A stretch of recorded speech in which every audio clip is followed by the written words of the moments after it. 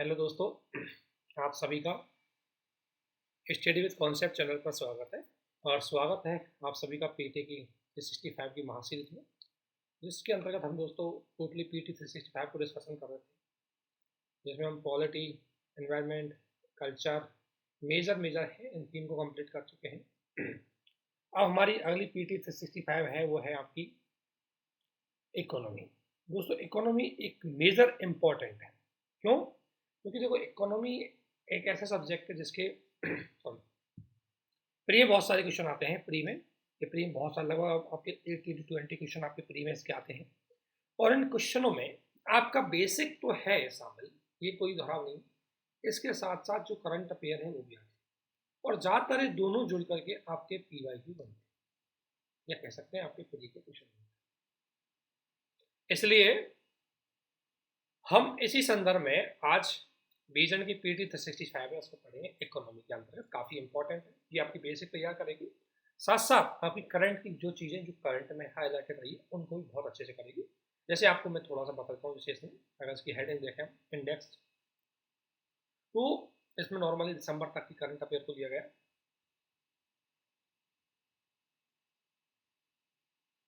जैसे ये एक एक टॉपिक है, growth, development and poverty alleviation. तो एक एक चीज़ आपको बताई जाएगी, ग्रोथ कैसे होती है, क्या क्या चीज़ें, सारा इसमें ज़्यादातर चीज़ें आपको बेसिक की ही मिलेंगी, ऐसा नहीं कुछ नई चीज़, ज़्यादातर चीज़ें आपको बेसिक की मिलेंगी। करंट के साथ उनको जोड़ करके हमें पढ़ना है, तो आपका मतलब प्री के लिए तैयारी अच्छी हो जाएगी। और इकोनॉमी आपके लिए प्री पास करने में 20% हिस्सेदारी निभाएगी। यदि आपने 20% क्या कहूँ मैं, 40% कह सकता हूँ, यदि आपने इकोनॉमी के 20 में से अगर 18 सवाल 15 सवाल सही किए तो आप लगभग 40% प्री पास कर लेंगे। इसलिए इकोनॉमी एक बहुत इंपॉर्टेंट, बहुत समझदारी का तरीके से क्वेश्चन को सॉल्व करेंगे। इसमें ज़्यादातर चीज़ें समझने की होती है, तो हम एक एक करके चीज़ों को समझेंगे। अगर इसमें समझने के दौरान यदि कोई चीज़ आपके समझ में नहीं आती तो आप एक एक चीज़ करके पूछिए, कमेंट बॉक्स में उसका कमेंट कीजिए आप, ताकि जब भी हम इस कमेंट को देखेंगे आपके उत्तर का जवाब दिया जाएगा। एग्जाम बहुत नज़दीक है, प्री की तैयारी पे पूरी तरह कॉन्सेंट्रेशन हो रहा है। अभी तक 50 डेज बचे हुए हैं। अभी आपको सिर्फ करंट के लिए पीटी 365 और कोई आपने करंट पहले पढ़ रखी तो उसको पढ़ो। इसके अलावा प्रीवियस ईयर के क्वेश्चन 2013 से लेकर 2022 तक सीसेट है, उसके सॉल्व करो। और जो आपने अभी तक पढ़ा है उसका रिवीजन करो। PYQ जरूर करने हैं आपको, और सॉल्व करना है, और सॉल्व भी समझदारी के साथ करना है। इसके साथ साथ आपको टेस्ट सीरीज जरूर देनी, एक टेस्ट सीरीज, जहां भी जिसको भी आपको देखने का मन करे आप एक टेस्ट सीरीज जरूर दें, क्योंकि टेस्ट सीरीज आपकी इंफॉर्मेशन बढ़ाएगी, आपकी प्रैक्टिस सुधारेगी, आपके मेथड्स जिनको आप एग्जाम में यूज करना चाहते हो प्री में, उनको यूज कर सकते हो, एप्लीकेशन कर सकते हो। इसलिए टेस्ट सीरीज जरूर। तो ये बेसिक चीज़ें आपको ध्यान में रखनी है। अब हम पहले टॉपिक पे आते हैं। पहला टॉपिक इसका हम देखते हैं जहाँ से क्वेश्चन बनने की संभावना हमारी रहेगी। पहला टॉपिक है आपका growth, development and poverty alleviation. ये शब्द आपने ऑलरेडी बेसिक में समझ रखा है। ग्रोथ का मतलब होता है आपकी GDP में निरंतर वृद्धि, ग्रोथ होती है। डेवलपमेंट का मतलब होता है मात्रात्मक की जगह गुणात्मक वृद्धि, यानी कि बहुआयामी ग्रोथ, सामाजिक, आर्थिक, सांस्कृतिक या शिक्षा के क्षेत्र में, स्वास्थ्य के क्षेत्र में, यानी कि जो आपकी ग्रोथ हो रही है वो गुणात्मक होनी चाहिए, जिसका प्रभाव है। और पॉवर्टी एलिवेशन एंड गरीबी का उन्मूलन, ये दोनों गरीबी उन्मूलन के लिए किस तरीके से जरूरी है, ये पूरा टॉपिक इस चीज़ से जुड़ा हुआ है। यूपीएससी प्री का ये बहुत महत्वपूर्ण टॉपिक है। इसमें से बहुत सारे कॉन्सेप्ट आपसे प्री में पूछे जाते हैं, जिनको नॉर्मली हमने बेसिक में पढ़ा है। जैसे ग्रोथ एंड डेवलपमेंट की अगर मैं बात करूँ तो पहला है आपका GDP एंड GVA। दोस्तों, ऑलरेडी हम आपको बता चुके हैं, GDP यानी किसी देश के द्वारा उत्पादित वस्तुओं और सेवाओं के अंतिम मौद्रिक मूल्य को। अब GDP को नॉर्मली हम किस पे याद करते हैं? GDP MP पे। जो हमारी GDP है उसको GDP मार्केट प्राइस पे देखते हैं। और क्रॉस वैल्यू एडेड, यानी कि मूल्य वर्धित, सकल मूल्य वर्धित है। एक्चुअली में ये दोनों GDP के मापन की एक इकाई है। GVA बाद में आया, GVA को भारत द्वारा 2015 से अपनाया गया है। ये ग्रॉस वैल्यू एडिशन होता है। GVA हमारी इकोनॉमी के अंतर्गत क्षेत्रवार हमारी इकोनॉमी के स्टेटस को दिखाता है, क्योंकि इसमें वैल्यू एडिशन को देखा जाता है। और ऑब्वियसली मैं वैल्यू एडिशन को दिखाता है, मैं हालांकि बेसिक आपको ऑलरेडी पढ़ा चुका हूँ, लेकिन थोड़ा सा मैं इसको समझा देता हूँ बेसिक में क्या है इन दोनों में अंतर। देखो, जीडीपी की अगर मैं बात करूं दोस्तों, जीडीपी है अंतिम मूल्य। जीडीपी क्या है? किसी भी वस्तु और सेवा का अंतिम मूल्य। जबकि जीबीए भी, हालांकि जीबीए भी किसी देश के अंतर्गत, जीबीए किसी देश के अंदर उत्पादित वस्तुओं सेवाओं के ग्रॉस वैल्यू एडेड, ये वैल्यू एडेड मूल्य है। जैसे अगर मैं आपसे बोलूं कि कोई व्यक्ति की, जैसे मान लें कोई आटा है, पहले बोलता हूँ गेहूं, गेहूं है, गेहूं से हमने आटा बनाया, मतलब बिस्कुट, आटा, और आटा से बनाई हमने बिस्कुट, ठीक है। और बिस्कुट से, बिस्कुट को हमने बेचा किसी होटल में, चाय वाली दुकान पर हमने बिस्कुट बेची। अब देखो, जीबीए, जीडीपी और जीबीए में अंतर समझो, ठीक है। तो जीडीपी क्या होती है कि किसी भी वस्तु के अंतिम मूल्य। मान ले बिस्कुट यदि होटल में बिका है, होटल में अगर इस बिस्कुट के, होटल में यदि इस बिस्कुट को किसी उपभोक्ता के लिए बेचा है, और उस समय इसकी जो कीमत होगी वो आपकी होगी जीडीपी में कैलकुलेट। कहाँ जाके? होटल में जाके, ठीक है। मान लो होटल, किसी चाय की दुकान पे जाके, चाय की दुकान है, होटल है, उस पर यदि वो बिस्कुट वो दुकानदार के द्वारा बेचा गया होगा, और उस पर जो उसको कीमत मिलेगी उसको बोलेंगे अंतिम मूल्य, वस्तु का अंतिम मूल्य। तो मान लें बिस्कुट की कीमत यहाँ मान लेते हैं हम 100 रुपये होगी, यहाँ जाकर कितनी होगी? 100 रुपये की बिस्कुट। तो जीडीपी कितनी होगी? अंतिम रूप से जीडीपी 100 रुपये होगी, ठीक है। लेकिन मान लो, अब ये तो हो गई आपकी जीडीपी टोटल, कि आपकी जीडीपी मार्केट प्राइस, यानी कि जीडीपी जब मार्केट में बेची गई, जब होटल में जीडीपी बेची गई, मतलब कोई वस्तु बेची गई, तो उसका जो मूल्य है वो आपकी जीडीपी, अंतिम उत्पाद के मूल्य। अब जीबीए कैसे होता है? जैसे मान ले गेहूं है, गेहूं किसान ने 50 रुपये का, किसान की लागत आई, यानी कि ये क्या है? गेहूं किसान की लागत है, फैक्टर कॉस्ट। किसान ने इसको जब आटे की, किसी आटे वाली फैक्ट्री को बेचा, तो कितने में बेचा? 75 में, मतलब मैं कह सकता हूँ 60 रुपये में बेचा। 10 रुपये किसान ने क्या किया? Value added. वैल्यू एडिशन क्यों? क्योंकि किसान की अपनी जो लागत है, ऑब्वियसली किसान को उसमें लाभ कमाना चाहूंगा, तो ये वैल्यू एडिशन होगा। वैल्यू एडिशन होकर के इसकी कीमत हो गई 60 रुपये, ठीक है। जब इससे आटा बना, तो आटे में भी इसकी लागत लगी। आटा से, जब आटा से इसने बिस्कुट बनाया, इसको आटा से जब यहाँ बिस्कुट बनाया, तो इसकी लागत हो गई यहाँ 80 रुपये, क्योंकि आटा वाली आटा के बाद जो मैन्युफैक्चरिंग कंपनी है, उसने बिस्कुट बनाया, बिस्कुट बनाने वाली कंपनी बिस्कुट बनाया, उसकी लागत आ गई कितनी? 20 रुपये। तो अब इसकी कीमत कितनी हो गई? 80 रुपये, ठीक है ना। कितना हुआ? 50। पहली वैल्यू कितनी हुई? 10। दोबारा वैल्यू एडिशन कितना हुआ? 10। फिर दोबारा वैल्यू एडिशन कितना हुआ? 20, ठीक है ना। ये हो गई कितनी? 80 रुपये।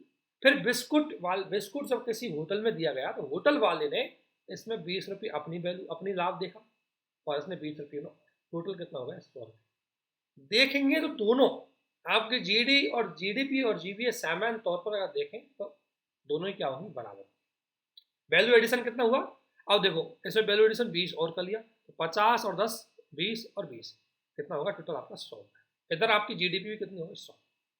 लेकिन दोनों में अंतर यह है कि जीडीपी से हम ये पता नहीं लगा सकते कि ये 100 रुपये जो आज बिस्कुट के हैं, इसमें ज्यादा कीमत गेहूं की थी, आटा की थी, या बिस्कुट की थी। सेक्टर वाइज हम पता नहीं लगा पाते कि कच्चे माल में किस जगह ज्यादा कीमत है। जबकि जीबीए में हम पता लगाते हैं, गेहूं में तो 10 रुपये कमाए किसान ने, आटा वाले ने बिस्कुट बनाते टाइम 20 रुपये कमाए, और इस किसान ने, मतलब होटल वाले ने भी 20 रुपये कमाए। तो इसलिए जीबीए आपकी ग्रोथ वैल्यू एडिशन को देखता है, ठीक है। लेकिन जब आपने इस वैल्यू एडिशन को किया, अब वैल्यू एडिशन आपको पता है दोस्तों कि ग्रोथ जीबीए है, वो आपका टोटल क्या देखेगा? ये केवल आपकी फैक्टर कॉस्ट देखता है।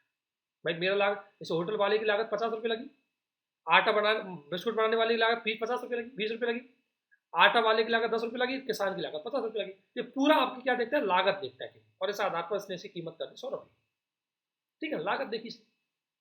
तो जीबीए नॉर्मली उत्पादक की जो लागत है उसको देखता है। तो ये एक तरह से किसी भी वस्तु की बेस प्राइस होती है जी, जबकि जीडीपी उसकी मार्केट प्राइस होती है। अब मार्केट प्राइस, जब कोई चीज मान लो कंपनी में बनी हुई है, और कंपनी से जब वो मार्केट में आती है, तो उसमें आप सभी जानते हैं इनडायरेक्ट टैक्स जुड़ता है और सब्सिडी घटती है। इसलिए सामान्य स्थिति में देखा जाता है कि जीडीपी और जीबीए समान होना चाहिए, परंतु यदि मान लो इनडायरेक्ट टैक्स ज्यादा हो जाएगा तो जीडीपी ज्यादा हो जाएगी, यदि सब्सिडी ज्यादा हो जाएगी तो जीबीए ज्यादा हो जाएगी। क्यों?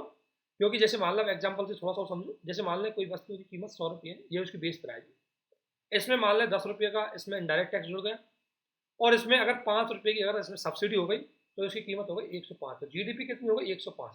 तो यदि ये जीबीए हो गया क्योंकि बेस प्राइस उसकी कितनी है 100 रुपये, तो यदि जीबीए और जीडीपी में अंतर, यदि मान लो यदि इनडायरेक्ट टैक्स बढ़ता ज्यादा हो किससे, सब्सिडी से, तो आपका जीडीपी बढ़ जाएगा। ठीक है। दूसरी बात, अगर 100 रुपये है, इनडायरेक्ट टैक्स मान लो 10 रुपये है और सब्सिडी 20 रुपये है, तो इसकी कीमत कितनी होगी 90 रुपये। यदि इनडायरेक्ट टैक्स जीडीपी से, इनडायरेक्ट टैक्स यदि सब्सिडी से कम है तो जीबीए जीडीपी से ज्यादा होगा। ये है जीडीपी और जीबीए की पूरा कॉन्सेप्ट, और ये पूरा दिख रहा है वो यही है जो मैंने आपको समझाया है पूरा इस पहले टॉपिक की पूरी कहानी। तो यदि आपको समझ में नहीं है तो इसको जरूर देख लेना, यही बेसिकली है। सामान्य स्थिति है कि दोनों समान होनी चाहिए, लेकिन इनडायरेक्ट टैक्स और सब्सिडी के इस अंतर की वजह से इन दोनों में अंतर हो जाता है। ठीक है ना। तो अब देखते हैं, इसको थोड़ा पढ़ लेते हैं। ठीक है ना। तो बेसिकली ये चीजें मैंने बेसिक बता रखी है, लेकिन क्योंकि अभी थोड़ा करंट हम आप देख रहे हो उसको थोड़ा सा एक बार देख लेते हैं। नॉर्मली दोनों में अंतर नहीं होता, लेकिन टेक्निकली देखें तो उनमें अंतर हो जाता है। ठीक है ना। जैसे जीडीपी किसी देश में उत्पादित वस्तुओं के बाजार मूल्य को, बाजार के अंतिम मूल्य को, और इसमें ध्यान रखना, इसमें किसी देश में उत्पादित वस्तु सेवा के कुल मूल्य को देखा जाता है। इसमें निवेश कच्चे माल की लागत को शामिल नहीं किया जाता, क्योंकि इसमें केवल वैल्यू एडिशन को देखा जाता है। ठीक है। इसमें अगर देखें मापन आय व्यय 3 तरीके से कर सकते हैं। एक्चुअली में इसमें कुल मूल्य में जिसलिए नहीं देखा जाता, जैसे मान लें किसी वस्तु का कुल मूल्य 100 रुपये है, तो उसमें निवेश और कच्चे माल क्यों नहीं देखा जाता, क्योंकि वैल्यू एडिशन से ऑलरेडी 100 रुपये जुड़ चुके होते हैं। जैसे अगर होटल वाले ने उसमें क्या अपना निवेश किया, 20 रुपये उसने जोड़ दिए, किसान ने अपना निवेश किया 50 रुपये किसान ने जोड़ दिए, तो उसके टोटल मूल्य में ऑलरेडी वो जुड़ के आते हैं, इसलिए अलग से निवेश और लागत को नहीं जोड़ा। ठीक है। और इसमें उत्पादन तक देखा जाता है, जीडीपी के प्रॉक्सी के रूप में इसका उपयोग किया जाता है बेसिकली। ठीक है ना। देखो नॉर्मली है जीडीपी बराबर GVA plus indirect tax minus subsidy. अगर इनडायरेक्ट टैक्स ज़्यादा है तो जीडीपी ज़्यादा होगी, अगर सब्सिडी ज़्यादा है तो जीडीपी ज़्यादा। ये मैं कॉन्सेप्ट आपको समझ रहा हूँ। नॉर्मली जीडीपी पूरी देश की आर्थिक स्थिति को दिखाती है, जबकि जीवीए सेक्टर वाइज हमारा किस आधार पे डेवलपमेंट मतलब विकास हुआ है उसको दिखाता है। इसलिए भारत के जीवीए में नॉर्मली 8 क्षेत्र आते हैं।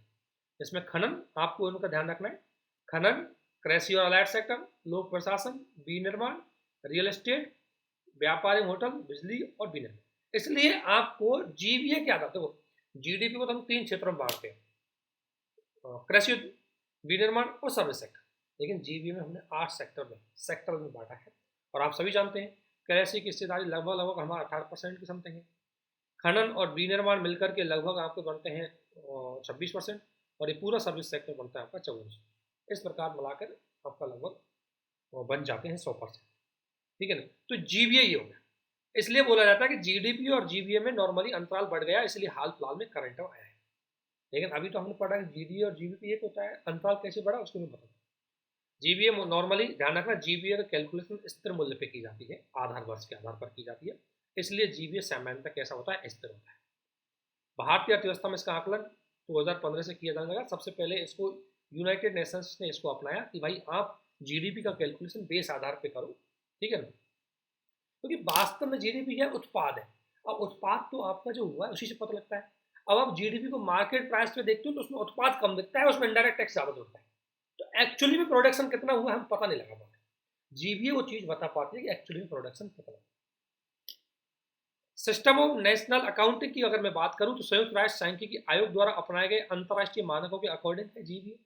जीबीए एक नया मानक है। भारत में एनएसओ के द्वारा जीबीए के आधार पर त्रैमासिक और वार्षिक आधार पर डेटा जारी किया जाता है। जीबीए में 8 क्षेत्रों को शामिल किया गया है जो आपके सामने रखे हुए। देखो वही बात है, जीडीपी और जीबीए में अंतराल के लिए उत्तरदायी कारण क्या है। पहला कारण यह कि जीडीपी मार्केट प्राइस पे होती है और जीबीए आपके स्तर मूल्य पे होता है। दूसरा कारण यह है कि सब्सिडी, जब सब्सिडी अधिक है, करों का संग्रह कम है, तब जीडीपी वृद्धि जीबीए की तरफ से पिछड़ जाएगी। सही बात है, जब सब्सिडी ज्यादा है तो जीबीए ज्यादा होगा, जब सब्सिडी कम है और इनकम इनडायरेक्ट टैक्स ज्यादा है तो जीडीपी ज्यादा होगा। तो जो मैंने आपको समझाया ये वही कहानी है। ठीक है। नॉर्मली जीडीपी इकोनॉमी की स्वास्थ्य की पहचान को बताती है, यानी कि जैसे क्या बताती है, क्योंकि जीडीपी हम मार्केट प्राइस को देखते हैं और मार्केट प्राइस आपकी इन्फ्लेशन से जुड़ी होती है, तो इसलिए जीडीपी आपकी इन्फ्लेशन की स्थिति को बता सकती है, ग्रोथ को बता सकती है। जीवीए सॉरी जीडीपी आपकी वृद्धि को बता सकती है। जीवीए आपको सेक्टर आधार पर क्षेत्रवार को बढ़ाता है, लेकिन जीवीए ध्यान रखना वास्तविक रूप से आपका कितना उत्पादन है उसको जीबीए बताता है, ठीक है ना, जीडीपी नहीं बताती। जीडीपी में क्या है, इन्फ्लेशन भी शामिल होती है, इनडायरेक्ट टैक्स भी शामिल होता है। तो बेसिकली जीडीपी को डिफ्लेटर के आधार पर देखते हैं तब अलग बात होता है। नॉर्मली इतना ध्यान रखना, दोनों टेक्निकली सेम होते हैं, बस अगर दोनों नॉर्मली सेम होते हैं लेकिन टेक्निकली दोनों में डिफरेंस होता है, और वो है कि वो सेक्टर आधार पे करते हैं, ये पूरी जीडीपी का करता है, बेसिकली इतना ध्यान रखना। इसके बाद ग्रीन जीडीपी, दोस्तों हम क्या करते हैं, जीडीपी गणना उत्पादन तो करते हैं, उत्पादन देश में वस्तुओं सेवाओं का उत्पादन हुआ इतना उत्पादन, लेकिन उत्पादन के दौरान जो पर्यावरण को नुकसान हुआ है, जैसे मान लें अगर किसी देश ने 100 रुपये उसकी जीडीपी है, उत्पादन कर लिया, लेकिन उसके उत्पादन से 20 रुपये पर्यावरण को नुकसान हुआ, 20 रुपये से लोगों को वायु प्रदूषण से 10 रुपये नुकसान, 10 रुपये लोगों का स्वास्थ्य खर्चा हो गया, लोगों मतलब 10 रुपये की नदी जल वाटर है वो चला गया, तो एक्चुअली में इसका उत्पादन कितनी, जीडीपी कितनी होनी चाहिए, 60 होनी चाहिए भाई। इसलिए ग्रीन जीडीपी आई, ग्रीन जीडीपी में भारतीय रिजर्व बैंक ने एक अध्ययन रिपोर्ट में बोला है कि पारंपरिक जीडीपी की तुलना में हरित जीडीपी तेजी से वृद्धि हो रही है। हरित जीडीपी का मतलब क्या है, देखो हरित ग्रीन जीडीपी का मतलब ये है कि जीडीपी में, इसकी सबसे पहली बात है हरित जीडीपी सबसे पहले 93 में इसको अपनाया गया था, जिसमें यह था कि राष्ट्रीय आय की जब हम गणना करेंगे उसमें पर्यावरण क्षरण को घटाएंगे, उसमें प्राकृतिक संसाधनों के ह्रास को घटाएंगे, और संसाधन और पर्यावरण की जो बचत होगी उसको जोड़ेंगे। इसके बाद जो आपकी जीडीपी, मान लीजिए जीडीपी हुई आपकी 100 रुपये उत्पादन, पर्यावरण ह्रास हुआ 10 रुपये, प्राकृतिक संसाधनों का ह्रास हुआ 10 रुपये, और संसाधनों का विकास हुआ 20 रुपये, तब जाकर के आपकी जीडीपी कैलकुलेट होगी 100। तो ग्रीन जीडीपी जीडीपी की वास्तविक स्थिति को बताता है कि उत्पादन के साथ साथ जो पर्यावरण नुकसान हुए उनको घटाने के बाद जो आपकी बचत, जैसे आप सभी जानते हैं जीडीपी में कार्बन उत्सर्जन में लागत आती है उसको घटाओ, अपशिष्ट जो अपशिष्ट सर्जन होता है उसको मैनेज करने में लागत आती है उसको घटाओ, प्राकृतिक संसाधनों का दोहन करते हैं उसको घटाओ, इसके बाद जो आपकी जीडीपी बचेगी वो आपकी ग्रीन जीडीपी।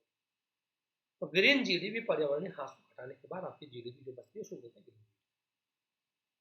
जैसे कुजनेट्स वक्र ने पढ़ा होगा, जो पर्यावरण, ध्यान रखना कुजनेट्स वक्र है वो दो चीजों के बारे में आपको बताता है, एक बताएगा आपको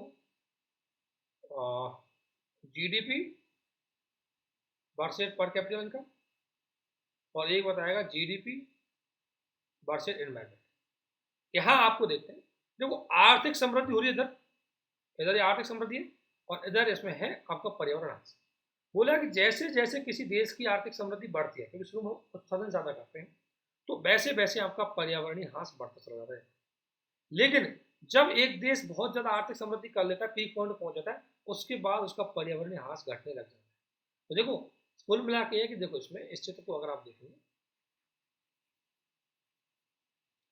चित्र में ये क्या है, आर्थिक वृद्धि, और ये है देखो जैसे जैसे आप आर्थिक वृद्धि करिए आपको पर्यावरण ह्रास यहाँ होगा, और ज्यादा वृद्धि करिए आपको पर्यावरण ह्रास यहाँ होगा। इधर का मतलब बढ़ने का मतलब पर्यावरण ह्रास, यहाँ तक जाते हुए आपको पर्यावरण ह्रास इतना हो गया, इसके बाद जब आपने वृद्धि की तो आपको पर्यावरण ह्रास धीरे धीरे कम हो गया। अर्थात और हर अर्थव्यवस्था, कोई भी इकोनॉमी जो धीरे धीरे ग्रोथ की स्थिति में होती है तो बहुत ज़्यादा औद्योगिकरण करती है, उसके पास सस्टेनेबल तकनीक नहीं होती, लेकिन जब विकास के चरण पे पहुंच जाती है तो उसके बाद वो सस्टेनेबल रिन्यूएबल एनर्जी सस्टेनेबल तकनीक इनको अपनाती है, और जिससे पर्यावरण ह्रास कम होता है। इसमें बोला गया ये चीज़ कि देखो पूर्व, एक तो पूर्व औद्योगिक अवस्था थी तो उसकी इनकम भी कम है, जीडीपी भी कम है, लेकिन वो इंडस्ट्रियलाइज इकोनॉमी बनी तो जीडीपी बढ़ी, लेकिन पर्यावरण पॉल्यूशन बढ़ा। लेकिन जैसे ही बाद में डेवलप हुई तो जीडीपी बढ़ी लेकिन पर्यावरण पॉल्यूशन नहीं हुआ। इसको बोलते हैं कुजनेट्स बक। कुजनेट्स बक ने स्पष्ट रूप से बताया कि पर्यावरणीय ह्रास और डेवलपमेंट में किस प्रकार का संबंध है।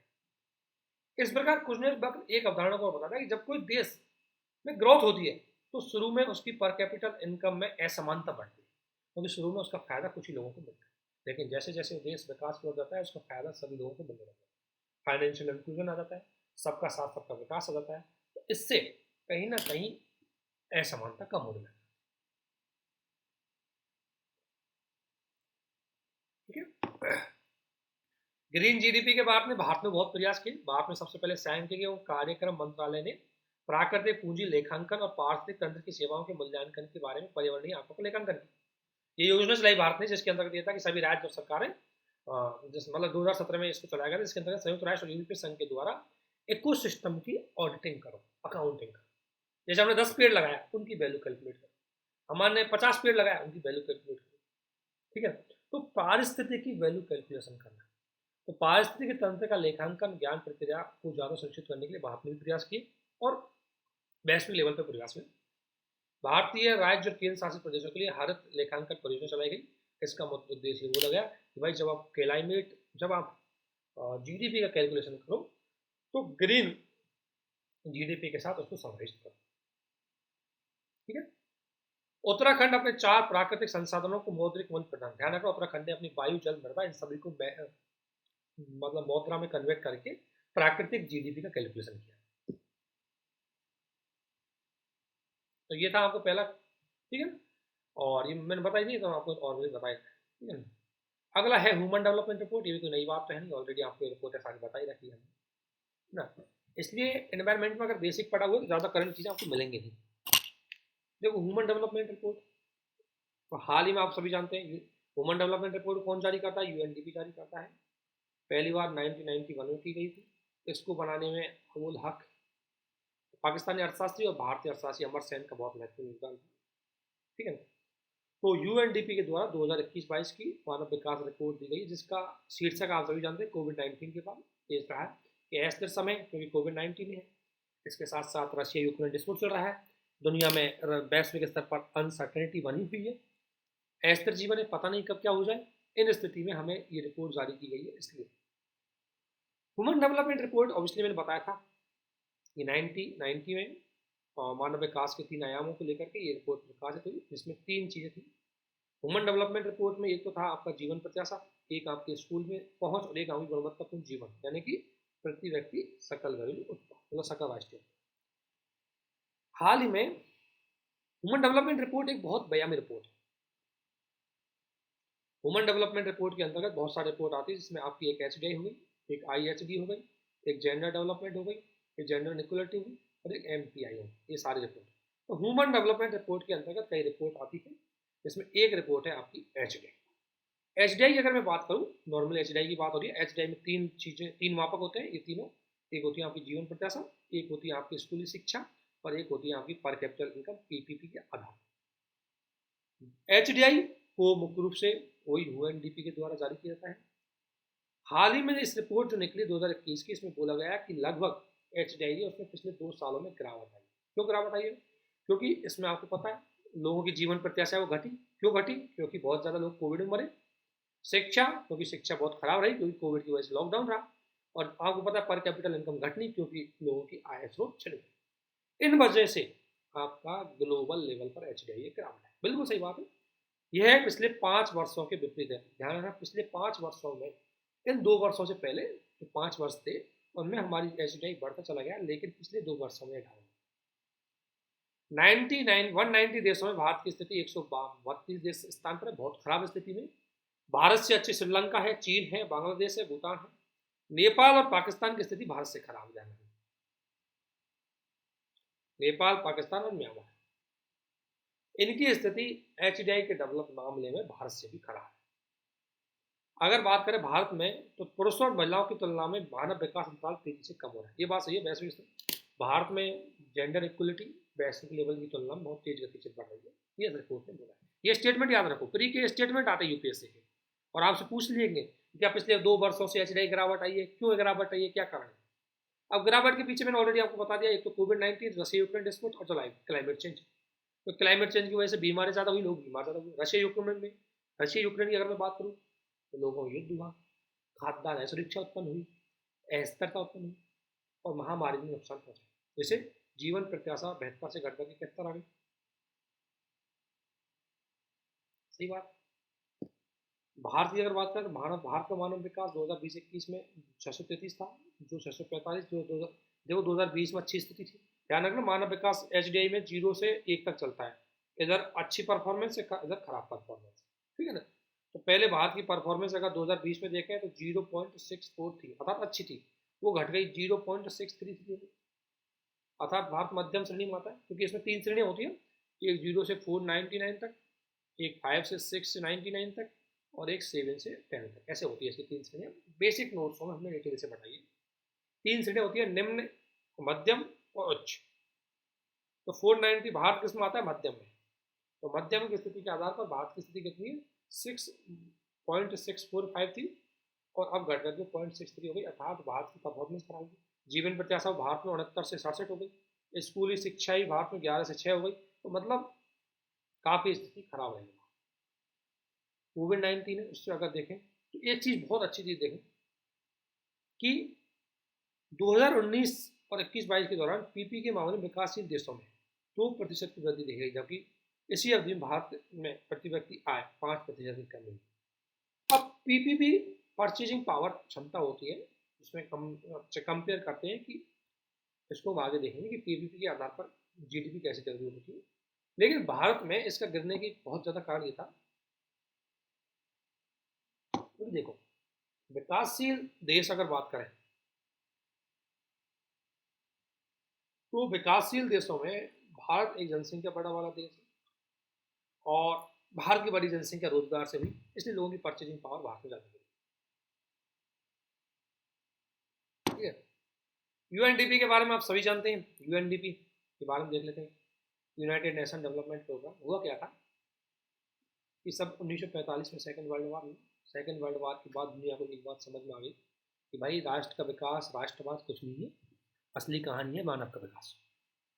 इसलिए यूरोप का डेवलपमेंट करने के लिए 1949 में तकनीकी सहायता पर संयुक्त राष्ट्र विस्तार के कार्यक्रम चलाया गया था, यूनाइटेड नेशंस के द्वारा यूरोप का विकास करने के लिए, क्योंकि सबसे ज़्यादा नुकसान यूरोप को हुआ सेकेंड वर्ल्ड वार के। सेकेंड वर्ल्ड वार के बाद यूरोप आर्थिक, सांस्कृतिक, सामाजिक सब तरह से ध्वस्त हो चुका था। उसकी स्थिति को सुधारने के लिए तकनीकी सहायता, लोगों को financial support, technical support provide करने वाले के लिए इस संस्था का गठन किया। इसका तकनीकी सहायता पर संयुक्त राष्ट्र व्यवस्था करेगा और संयुक्त राष्ट्र विशेष विशेष कोष 1958 में इन दोनों को मर्ज किया और दोनों को मर्ज करने के बाद 1965 में यूनाइटेड नेशन डेवलपमेंट प्रोग्राम नाम से एक कार्यक्रम चलाया गया था, जिसका मुख्य फोकस था गरीबी को समाप्त करना, पहला। दूसरा, लोकतांत्रिक आधार पर शासन प्रणाली बनाना। तीसरा, विधि का शासन। और चौथा, समावेश। इसलिए यूएनडीपी क्या लेवल पे काम करती है? गरीबी का समाप्त करना, लोकतांत्रिक शासन, रूल बेस्ड शासन और इंक्लूसिव डेवलपमेंट, इन पे फोकस करती है। इसमें 170 देश इसमें शामिल है, भारत भी इसमें शामिल है। ये यूनाइटेड नेशंस की महत्वपूर्ण एजेंसी है। ये मुख्य रूप से इसका मुख्य उद्देश्य रहता है कि जीवन को बेहतर करने के लिए, कि लोगों का जीवन बेहतर हो। पहले क्या लोग देश राष्ट्रवाद में, युद्ध बढ़ाने में, हथियार बढ़ाने में, परमाणु हथियार बढ़ाने में रह गए, उससे किसी को कोई फायदा हुआ नहीं। तो भारतीय अर्थशास्त्री और पाकिस्तानी अर्थशास्त्री अबुल हक और भारतीय अर्थशास्त्री अमर सेन के मन में बात आई, भाई देखो, human development is best priority of a nation. Human development हर किसी देश की एक प्रायोरिटी होनी चाहिए, ठीक है ना। ह्यूमन डेवलपमेंट के लिए इसलिए उन्होंने यूएनडीपी के अंतर्गत में काम किया। इसमें 3 क्षेत्रों का सतत विकास, क्योंकि अगर ह्यूमन डेवलपमेंट करना, सस्टेनेबल डेवलपमेंट जरूरी है, शांति, और तीसरा क्लाइमेट चेंज। इन तीनों पर वर्तमान में पूरी तरह फोकस है। इसके द्वारा एक एसडीआर रिपोर्ट जारी की जाती है, जो इसकी वार्षिक रिपोर्ट है। उसी एसडीआर रिपोर्ट के अंतर्गत कई रिपोर्ट आती है, जिसमें एक है आपकी एसडीआई, दूसरी है आपकी आईएसडी। आईएसडी मतलब ये इसको बोल सकते हैं हम एचडीआई।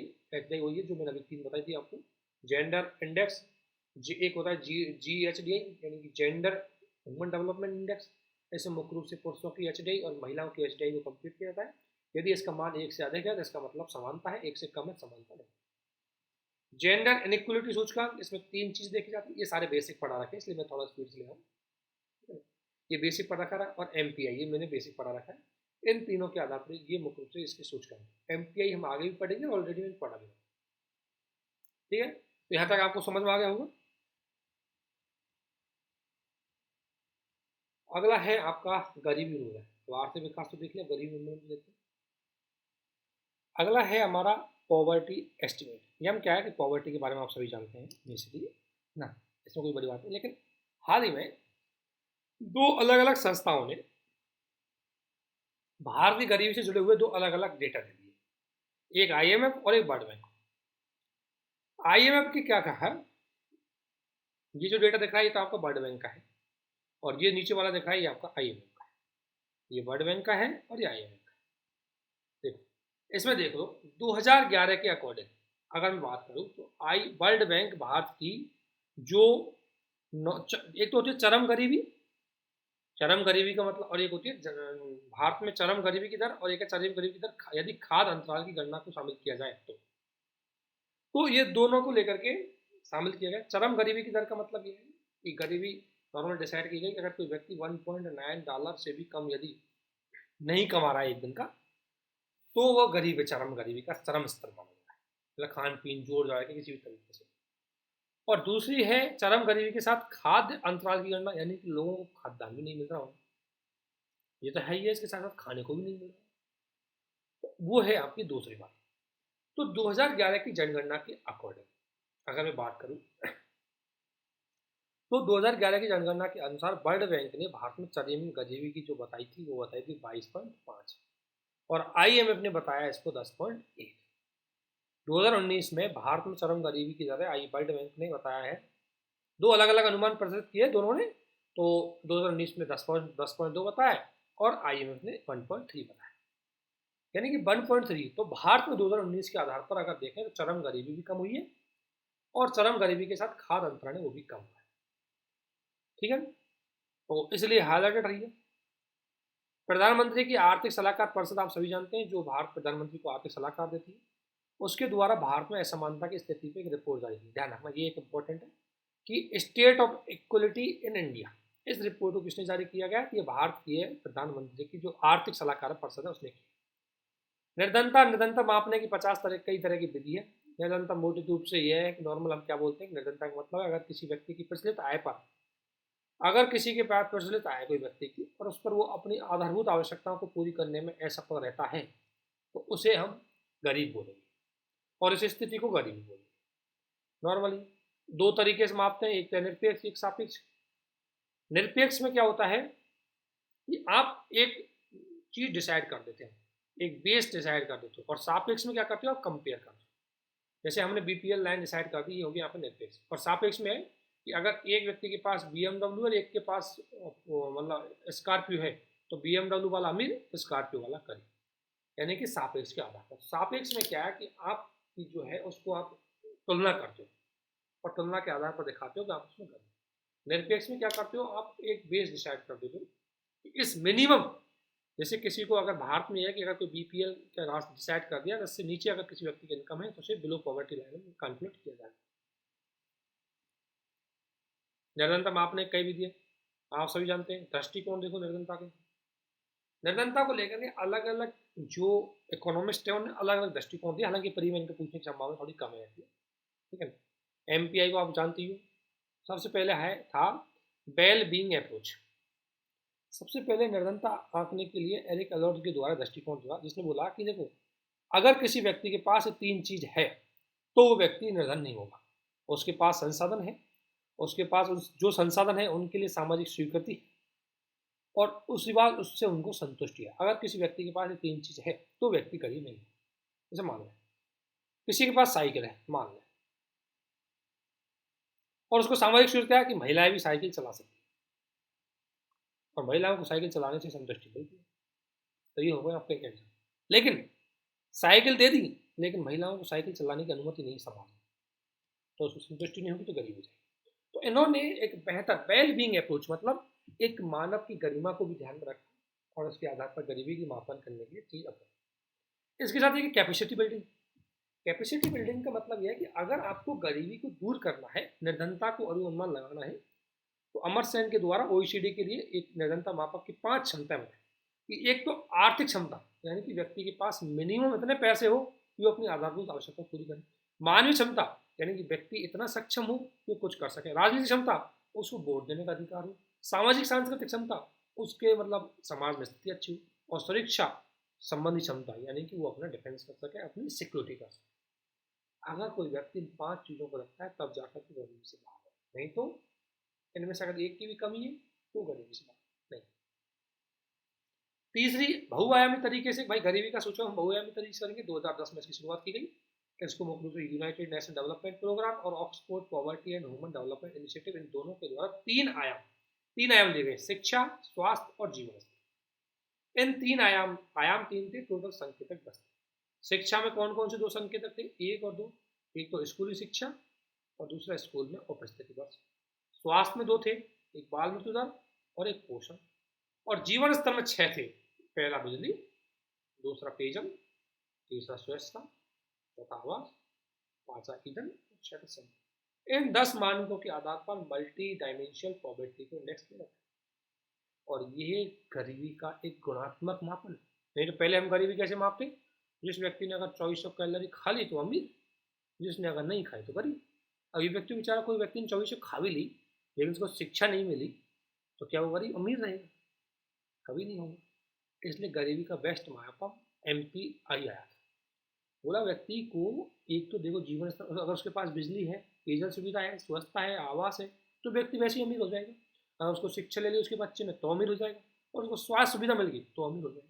तो एक्चुअली में गरीबी का मापक, तो गरीबी के तरह तरह के मापक आए, उनमें से एक मापक ये था। और अभी जो इंपॉर्टेंट मापक चलता है वो है MPI।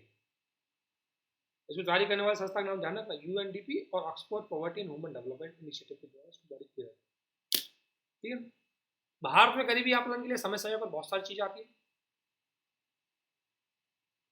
बीच में बता रखा है। एक तो तेंदुलकर कमेटी आती है, जिसने बोला कि कैलोरी के स्थान पर पहली बार तेंदुलकर कमेटी ने एक अच्छा काम किया। कैलोरी तो केवल खाने की चीज है, लेकिन शिक्षा स्वास्थ्य कहाँ? तो उसने बोला कि यदि कोई व्यक्ति के प्रति व्यक्ति व्यय को देखो, क्योंकि मासिक प्रति व्यक्ति व्यय में वो व्यक्ति खाएगा भी, शिक्षा पे खर्च करेगा और स्वास्थ्य पे खर्च करेगा, तो उसके उपभोग को गरीबी का आकलन का इकाई बनाया।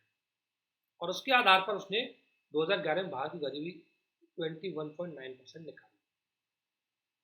रंगराजन समिति थी, इसने भी गरीबी का आकलन वही माना। इसने भी नॉर्मली प्रति व्यक्ति उपभोग को माना, और इसने गरीबी की जो वो है भारत की 2011 के आधार पर 29.5%।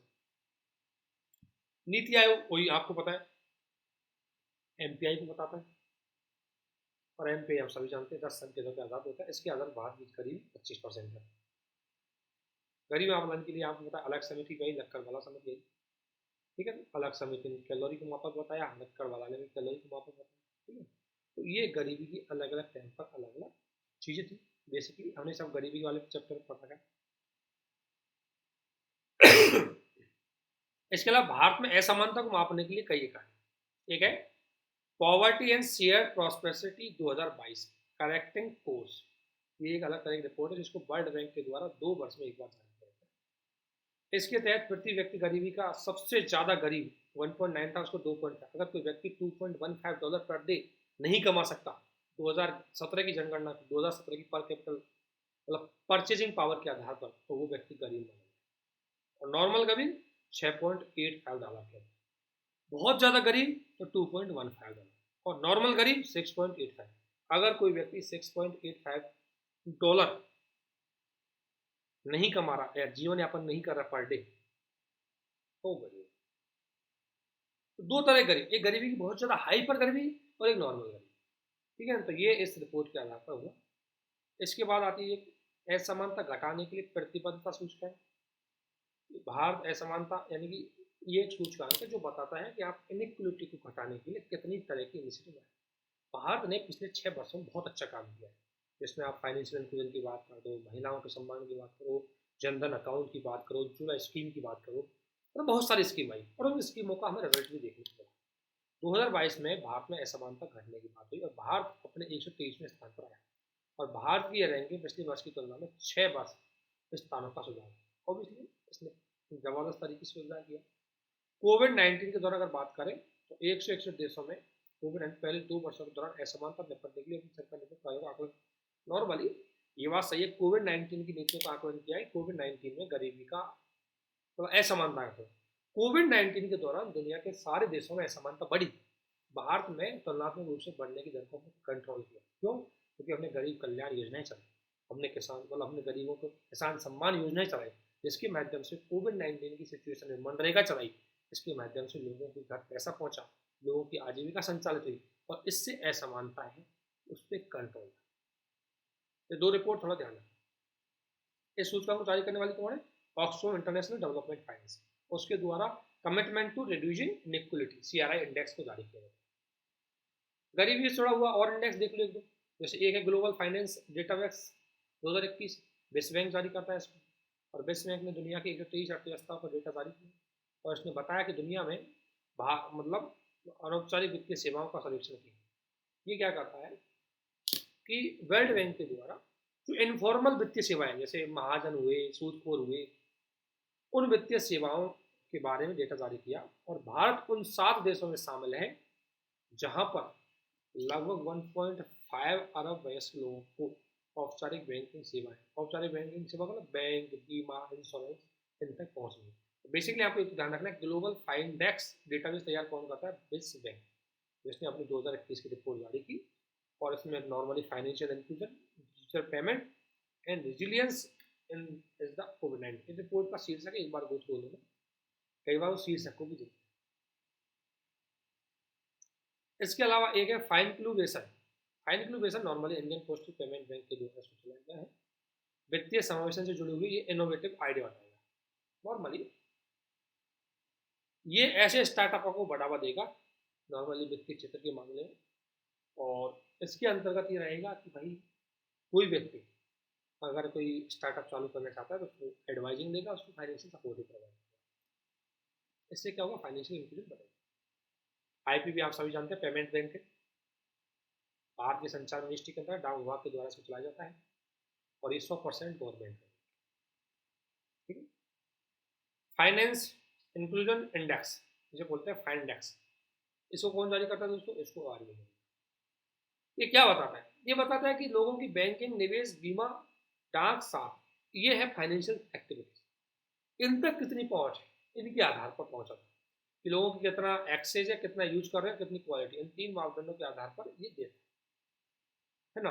और इसका निर्माण बिना किसी आधार वर्ष के आधार पर किया था। नॉर्मली 2020-21 की तुलना में 2021-22 में भारतीय स्थिति में सुधर रही है, अर्थात लोगों की वित्तीय समावेशन की ओर लोगों की जो चीज है वो आगे बढ़ी।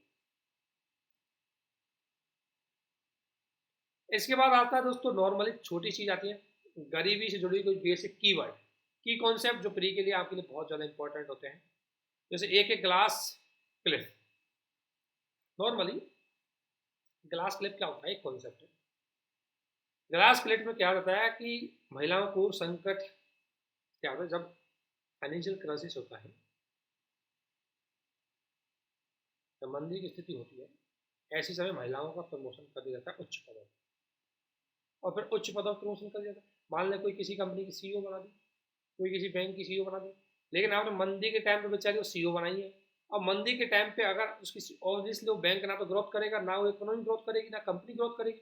और आप पूरा जो ठीकरा है या पूरी जिम्मेदारी किस पे थोप दोगे? महिलाओं कि भाई महिलाओं की वजह से बैंक ने ग्रोथ नहीं करी।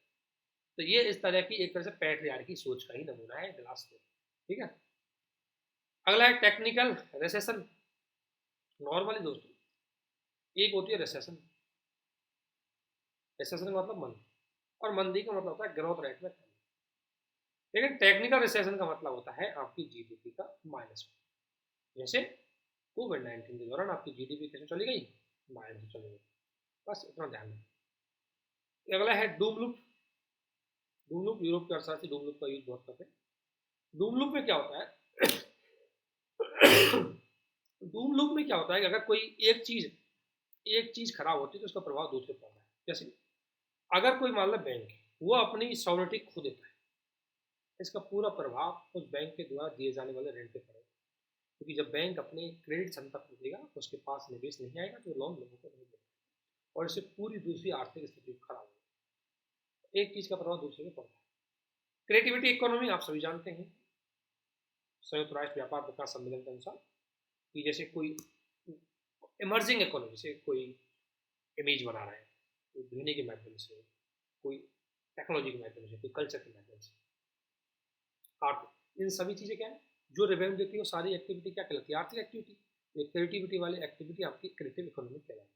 और 2021 संयुक्त राष्ट्र संघ ने वर्ष 2021 में रचनात्मक अर्थव्यवस्था को अंतर्राष्ट्रीय वर्ष के रूप में घोषित किया। ध्यान रखें, सतत विकास के लिए क्रिएटिव इकोनॉमी ये 2021 की अंतर्राष्ट्रीय वर्ष के रूप में रहा। इसके अंदर कला, वीडियो, ऑडियो एक्शन के माध्यम से डिजाइन की गई। भारत 2021 निर्यात 121 डॉलर का भारत का जो निर्यात है वो नॉर्मली क्रिएटिविटी इकोनॉमी से संबंधित है। तो बेसिकली टर्मिनोलॉजी को ज़्यादा बड़ी बात तो है नहीं। इसके बाद ट्विन सिटी डेवलपमेंट, दो सिटियाँ जिनका एक जैसी स्थिति हो, जिनमें केस स्टडी सॉल्व की जाती हो, उसके आधार पर उनको डेवलप किया जाता है, उसको बोलते हैं ट्विन सिटी डेवलपमेंट। नॉर्मली जैसे मान लें x city by city, x में रिन्यूएबल एनर्जी सिस्टम कैसे था, क्लीन एनर्जी सिस्टम क्या था, गार्डनिंग कैसे थे, मैनेजमेंट प्लानिंग कैसे थी, ड्रेनेज सिस्टम कैसा था, उसी के आधार पर दूसरी दूसरी सिटी में वो चीज़ें की जाती है। तो नॉर्मली वो होती है आपकी ट्विन डेवलपमेंट सिटी। हाल ही में हमारे प्रधानमंत्री के द्वारा bulk drug park bulk drug park twin government city से कई परियोजना प्रभावित किया गया। इसके शहरों का रूपांतरण सेटेलाइट की आधार पर किया जाता है। स्वास्थ्य कुशल सभी चीज़ें देखी जाती है।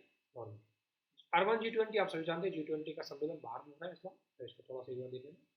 G20 की अध्यक्षता भारत ने की।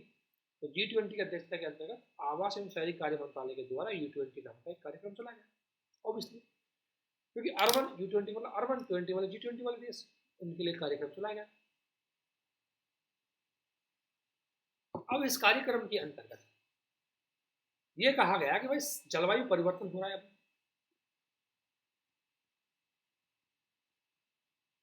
दूसरा ऐसा मानता है भारत कोविड-19 के बाद, तो शहरी क्षेत्रों में जलवायु परिवर्तन और असमानताओं को कम करने के लिए जो बेस्ट केस स्टडीज हैं, बेस्ट जो तरीके हैं, उनके लिए सभी एक मंच प्रोवाइड करेंगे U20 के अंदर। इसमें राष्ट्रीय स्थानीय लोगों के बीच में संवाद होगा और G20 के एजेंडे के रूप में डिस्कशन होगा। इसके अलावा twin transition, twin transition normally क्या बात करें, ट्विन ट्रांजिशन सतत विकास लक्ष्यों का समर्थन करने के लिए प्रौद्योगिकी और डेटा सहित एक विशाल व्यापक किया जा रहा है। नॉर्मली इसमें ट्विन ट्रांजिशन के अंतर्गत जो इंडस्ट्री 4.0 की बात सारी, इसमें वही ट्विन ट्रांजिशन हुई है, एक तो आपकी टेक्नोलॉजी और दूसरा डेटा, इन दोनों को किया जाएगा और इनकी संधारणता बढ़ाई जाएगी और इसका लाभ सभी को मिले, इस पर पूरा तरह फोकस किया जाएगा। कोई बड़ी बात नहीं है, बेसिकली ट्विन ट्रांजेक्शन दृष्टिकोण है, एक अप्रोच है ये, जिसका मुख्य उद्देश्य है कि सस्टेनेबल डेवलपमेंट को प्राप्त करने के लिए टेक्नोलॉजी और डेटा है उनको बेहतर तरीके से यूज करेंगे, उसका फायदा सभी तक पहुँचाएं। इस तरह की चीज़ों को हम बढ़ावा देंगे। कॉस्ट ऑफ लिविंग इंडेक्स आप सभी जानते हैं कि कॉस्ट ऑफ लिविंग यानी कि किसी शहर में रहने की क्या लागत होती है, तो इकोनॉमिस्ट इंटेलिजेंस यूनिट के द्वारा वैश्विक लेवल पर ये इंडेक्स जारी की जाती है। 172 शहरों में दो से अधिक वस्तुओं की कीमतों को लिया जाता है। हर देश में अलग अलग तरह की कीमतें, उनकी कीमत कैलकुलेट की जाती है। कैलकुलेट करने के बाद उसकी कॉस्ट निकाली जाती है। मतलब मान लें एक वस्तु को, एक व्यक्ति को किसी शहर में रहने के लिए दो से कौन कौन सी वस्तुओं की जरूरत हो सकती है, उनकी उसकी कीमत निकाली जाएगी और उसके आधार पर फिर इस पर रैंक किया जाएगा। इसलिए सबसे महंगा शहर दुनिया का अगर देखा जाए तो वो है आपका न्यूयॉर्क, दूसरा पर सिंगापुर, इस कॉस्ट ऑफ लिविंग इंडेक्स के आधार। और जो ये जारी करने वाली संस्था EIU, ये एक आपको पता है एक रिसर्च इंस्टीट्यूट है, जो नॉर्मली द इकोनॉमिस्ट न्यूज़पेपर की सहयोग कंपनी के द्वारा रिसर्च स्थापित किया गया था।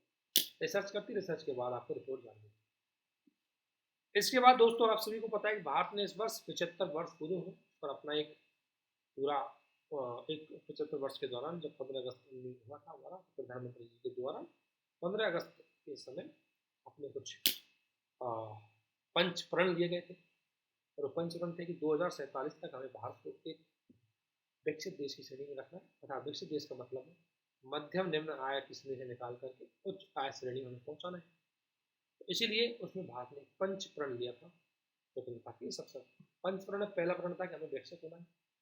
दूसरा प्रण है कि हमें मानसिक सोच है हमारी औपनिवेशिक कालीन सोच, जिसमें हमारे औपनिवेशिक कालीन के बहुत सारे कानून हैं, बहुत सारा सिस्टम्स हैं, बहुत सारी हमारी जो डिपार्टमेंट कल्चर है, बहुत सारी हमारी मेंटलिटी है कि हम एक तरह हम कभी अधीन आए थे, उन चीज़ों से मुक्त हो। तीसरी हमारी सोच कि हमारी संस्कृति पे हमें प्राउड फील करना। आजकल लोग इंग्लिश बोलने प्राउड फील करते हैं, हिंदी बोलने पर शर्म, उन चीज़ों को दूर हटाए। चौथा एकत्र भाईचारे की भावना, शांति से की भावना। पांचवा कि नागरिकों को कर्तव्य पालन होना चाहिए। ये पांच चीज नागरिकों को सिखानी चाहिए। इन्हीं के लिए हमें पंचामृत को पंच प्रण को स्वीकार किया।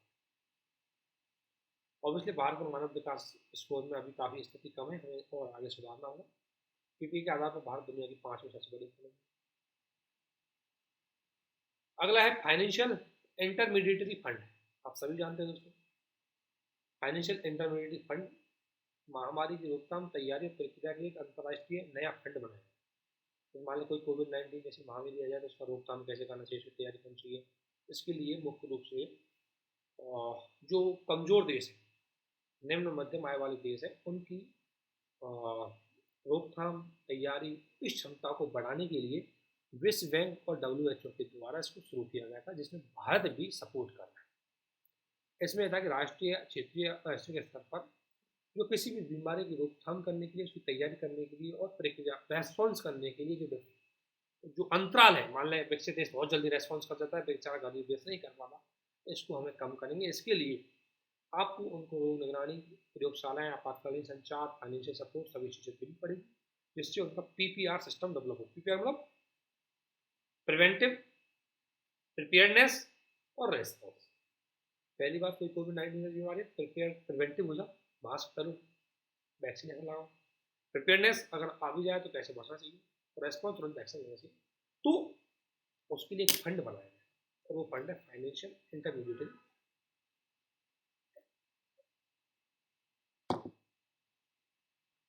तो अभी तक हमारा पहला टॉपिक था दोस्तों, इसमें से क्वेश्चन बनने की संभावना 2-4 रहेगी, ठीक है ना। बाकी सबसे इंपॉर्टेंट है आपका स्किल पॉलिसी। तो इसमें कोई ज़्यादा चीज़ नहीं है, क्योंकि अगर आपने इकोनॉमी का बेसिक पढ़ रखा है तो इस पीटी 365 को पढ़ने के लिए आपको मुश्किल से 8-10 घंटे लगेंगे। अगर एक बार बैठ गए तो उसको तुरंत फटाफट निकालना। तो इस तरीके से आपको ये पढ़ना है। अगला हमारा टॉपिक है फाइनेंशियल फिस्कल पॉलिसी।